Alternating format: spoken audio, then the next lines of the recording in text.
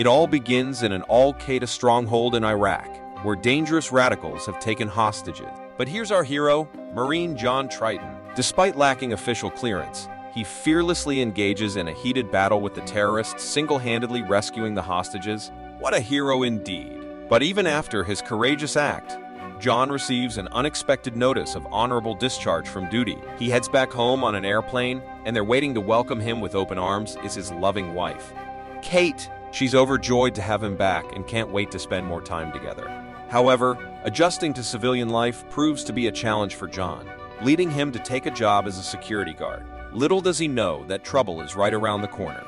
The very next day, a criminal named Rome and his gang storm into a jewelry store, turning the scene into chaos. Rome plays it cool at first, pretending to browse the jewelry, but soon, violence erupts as he takes down the store's security personnel. And that's not all. His partner in crime, Bennett, joins the fray, menacing everyone with dangerous weapons. The real surprise comes when Rome takes a woman hostage and demands the manager to open a locked door, putting her life on the line as leverage to force the manager into action. Feeling the weight of the situation, the manager has no choice but to obey the demand and open the door.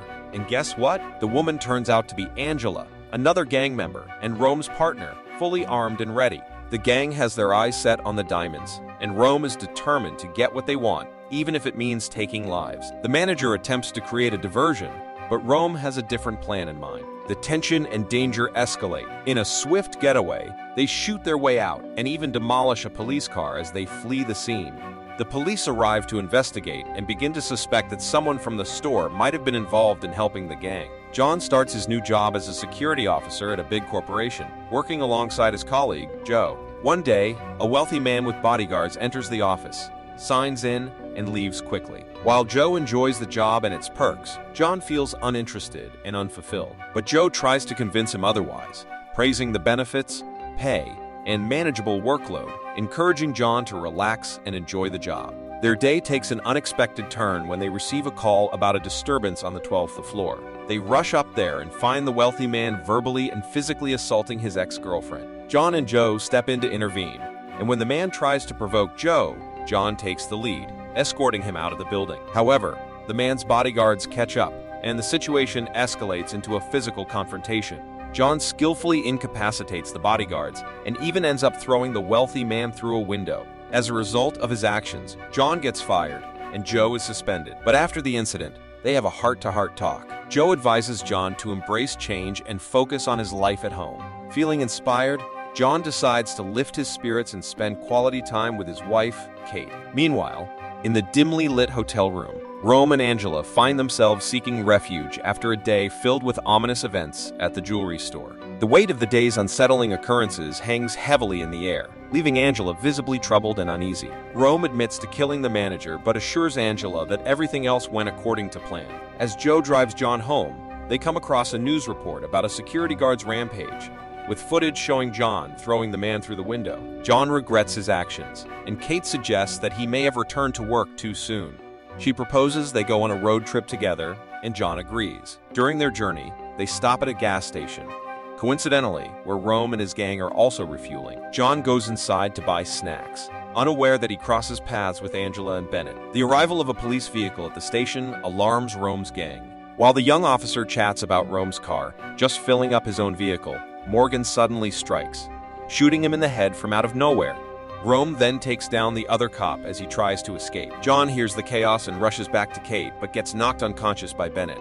Angela goes all-action movie mode, taking down the cashier like she's starring in her own blockbuster film. And then the gang pulls a classic hostage maneuver, snatching poor Kate from her car. Rome must think he's in some crazy action flick, shouting, "I've got the hostage, muahaha." Meanwhile, John is having a serious nap time. But just as he's waking up, bam! Morgan decides to play with fireworks and triggers a massive explosion, sending John flying like a cartoon character. Talk about an explosive wake-up call. John finally gets his senses together just in time to see the gang speeding off with Kate. He jumps into action and plays hero, helping the wounded officer while avoiding more explosions. It's like a video game, dodging explosions left and right. With Avroom Vroom, John's in his trusty car, channeling his inner fast, furious spirit, determined to rescue his wife. He's got his walkie-talkie out, calling in the cavalry. "Hey, police, we've got a hostage situation, and some serious speedsters here." Angela's going all Sherlock Holmes, snooping through Kate's stuff in the getaway Jeep. She suddenly realizes Kate's married to a Marine, but she's like, not a big deal. Talk about a missed clue. Back to the action, and Bennett and Morgan are like stormtroopers, shooting wildly at John's car. But he's like, "You can't hit me." He's got the luck of a cat with 9 lives, dodging bullets like it's a dance routine.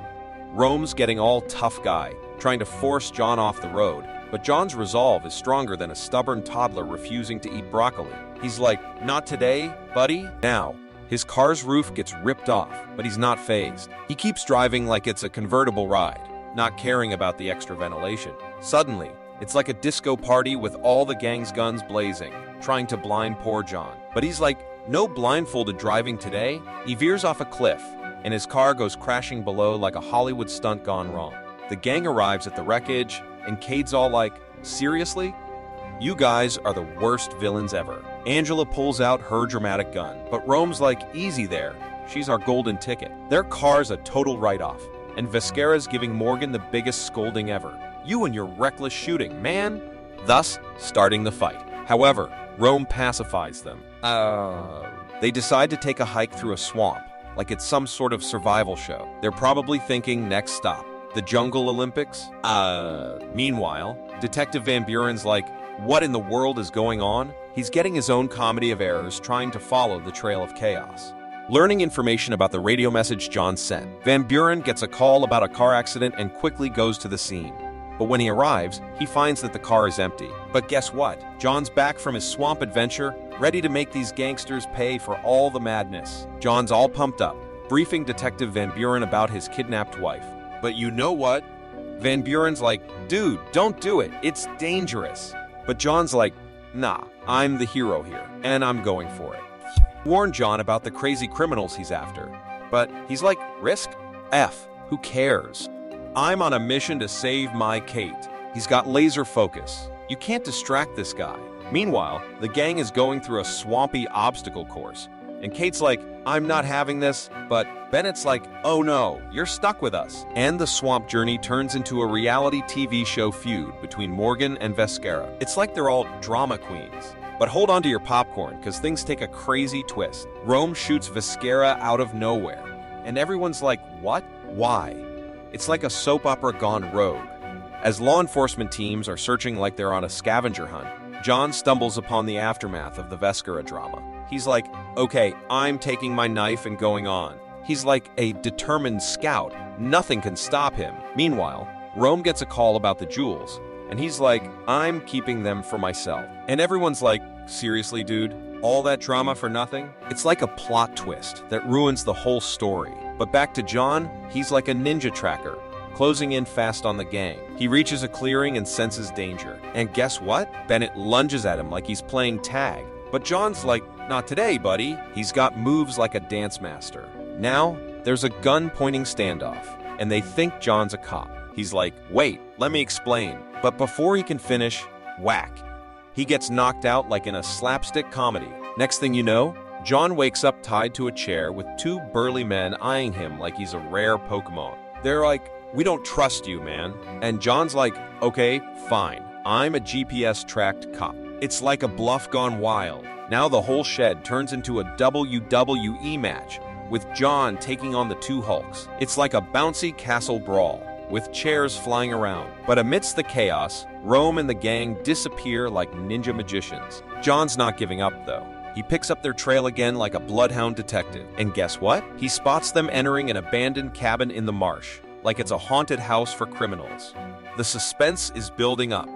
Kate is gradually getting more freedom from her restraints, while the men went on a wild goose chase for a generator. Morgan went underground and started tinkering with the generator, probably making it run on laughter and unicorn power. Just as Morgan got started, John jumped at him like an enraged bull, but Morgan decided to smash a bottle on his head instead of using a red cape to distract him. Despite Morgan's epic bottle-smashing skills, John ended Morgan's life with a knife. Meanwhile, Rome decided it was the perfect time to call a friend and order a car for a hasty getaway, making sure they leave tire marks on the marina's dance floor. Bennett, in his quest to kickstart a boat, got ambushed by John, who clearly missed his calling as a professional wrestler. The fight was so one-sided, it was like watching a featherweight boxer take on a sumo wrestler. Detective Van Buren, seeing John's talent for knockout punches, thought it would be better to let him lead the pursuit. It's like saying you did all the heavy lifting, so now you get to carry the luggage too.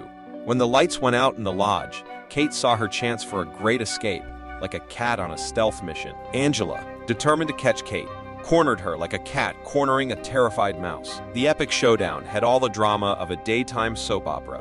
In the midst of the lodge chaos, with guns waving around like magic wands at Hogwarts, John barged in like a one-man circus show.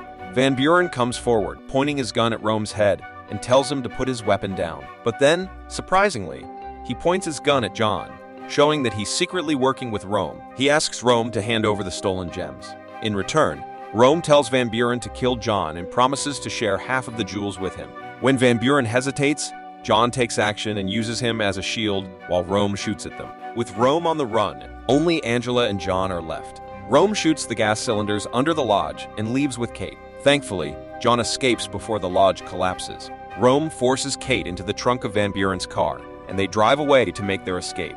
When the Coast Guard tried to catch John, little did they know they were dealing with a water ninja. John pulled off some aquatic acrobatics and ended up commandeering a rifle and a boat, turning the tables on the unsuspecting guards. Rome decides to get rid of Van Buren's car, so he asks Angela to stop a big truck and deal with the driver. On the police boat, John hears a radio report about the truck driver's murder and the location of the stolen truck. As night falls, John reaches the marina, feeling stealthy like a ninja. John overhears Rome's conversation and spots the truck. Kate spots him and decides to create a distraction, allowing John to sneak onto the truck.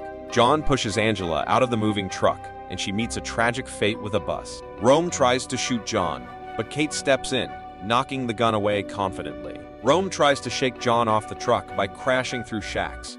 Despite the challenges, John remains resilient and perseveres through the hits until he is eventually thrown off. The truck crashes into a building, explodes, and Rome leaves Kate chained inside. John chases the crashing truck, and Rome ambushes him. They fight, and some debris falls on John, but he recovers like a warrior. Rome takes a sledgehammer swing at John's ribs, but John proves resilient like Wolverine. Rome then wields a chainsaw, but John dodges skillfully like Neo in the Matrix. With adrenaline pumping, John disarms Rome and gives him a taste of his own medicine, sending him flying like a superhero. John dives into the river to find his wife and rescues her from the truck's clutches. After some CPR, Kate wakes up, and they share a heartwarming moment. Out of nowhere, Rome tries to attack John with a chain, but John turns the tables, putting an end to Rome's villainous journey in mid-air. The movie concludes as the couple embraces and kisses. Thank you for watching, and please subscribe Mango Recap for more video like this and help the channel grow.